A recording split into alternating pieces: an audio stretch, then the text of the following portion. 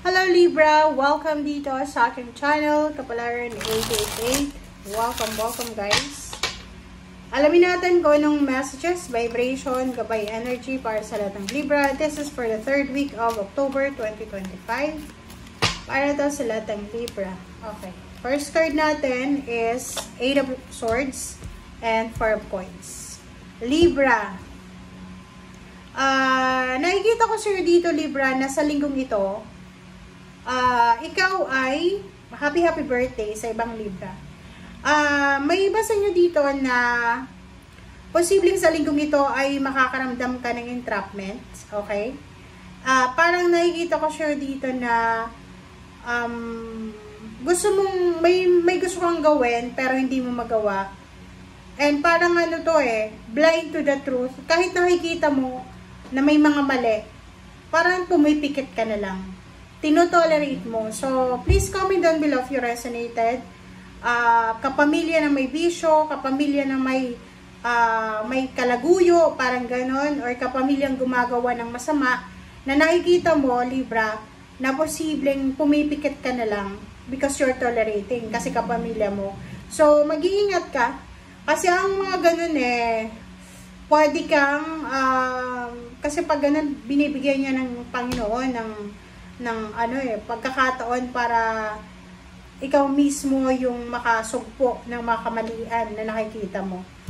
Yung iba naman sa inyo dito, this is entrapment, this is stagnation sa pera. Pwedeng sa linggong ito, because of financial problems, sobra-sobra kang magtitipid sa linggong ito. Sobra-sobra kang magtitipid sa linggong ito. Pwedeng nakikita ko sa iyo na magiging sobrang kuripot ka kasi wala kang wala kang source of income, or maybe may source of income ka pero siguro entrap ka It's either buntis ka, it's either may sakit ka, naka-leave ka, or kung ano pa man ang rason kung bakit wala kang pera or nasa entrapment ka. Understandable naman yon. So nakikita ko sure dito na lalo doon sa mga alam nyo na wala kayong source of income sa linggong ito kasi absent ka sa trabaho, talagang yung tendency na maging kuripot, yung tendency na mag-ipon, ay gagawin mo talaga yan, which is understandable siya.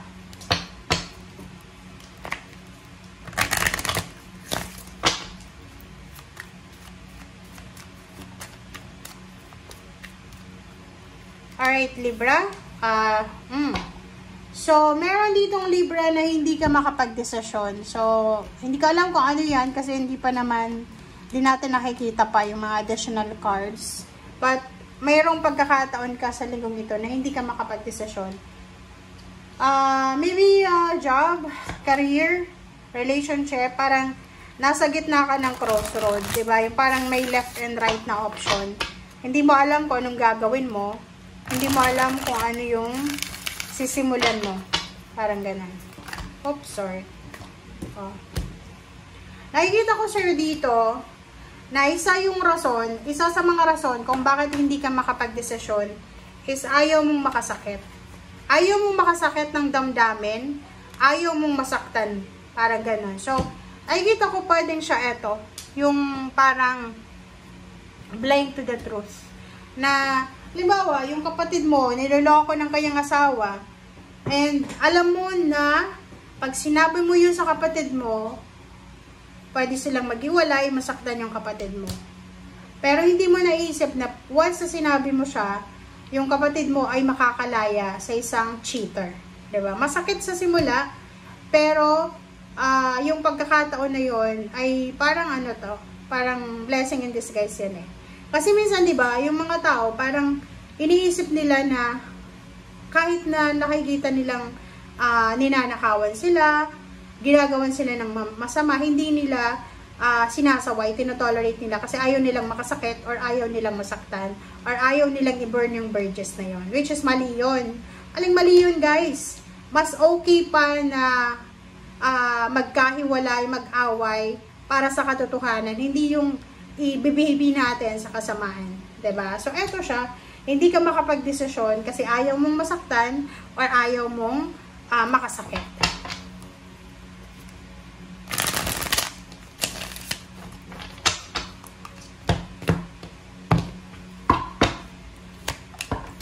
Alright, so, King of Cups, the World card. Oh, dalawa yung 8 of Swords mo dito. So, ang nakikita ko sa'yo dito, nagbubulag-bulagan ka siguro, or kailangan mong magbulag-bulagan para suportahan yung pamilya mo. Parang ganon eh.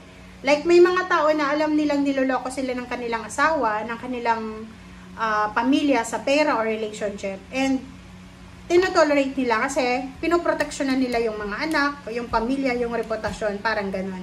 So, nakikita ko sir dito na merong panahon dyan, kahit proteksyonan mo yan, ang masama talagang lalabas at lalabas yan. Okay? Diba? And decision. So, nakikita ko sir dito, merong Libra na hindi ka makapag-desisyon sa kung ano yung gagawin mo, especially sa job. Meron ditong Libra na ikaw ay namumroblema ka sa pera, ikaw ay namumroblema sa trabaho, ikaw ay namumroblema sa future mo, parang ganun. Tingnan mo to. Like for example, meron ditong Libra na may trabaho ka sa ngayon, tapos may mag-o-offer ng another job sa'yo. Hindi ka makapag-desisyon kung alin dyan yung tatanggapin mo kasi ayaw mong ayaw mong makasakit, pwedeng yung ayaw mong umalis sa company na pinagtatrabawan mo kasi ayaw mong mag-burn yung bridges nyo, ayaw mong may masabi sa'yo yung mga katrabaho or yung employer mo. Wow! Diba? Okay? So, nakikita ko sure dito na yung common yun sa mga Libra na sobrang mabait kayo. Na kahit nakikita nyo nang inaabuso kayo, hinahayaan nyo lang. Tingnan mo to. Sa sobrang bait mo, etong taong to na 7 of Swords, nakikita mong ginagawan ka ng masama, niloloko ka, okay ka pa rin. Diba? Sinasabi ng baraha na yun dun sa mga Libra na if you're expecting for a job offer, possible na makatanggap ka ng job offer, international or local. Meron dito na Libra na hindi mo alam kung, lalo yung magre-retire na sila, hindi nila alam kung magre-retire na talaga sila or after ng retirement, kailangan nilang mag-business or maghanap ng ibang source of income. So, yun yung nakikita natin. Okay? So, ano pa ba? Ang kailangan mo siguro dito, magic. Okay? Like the Aquarius. Kasi, talagang naka-destiny na mangyari to. Okay? So, thank you guys for watching. Bye!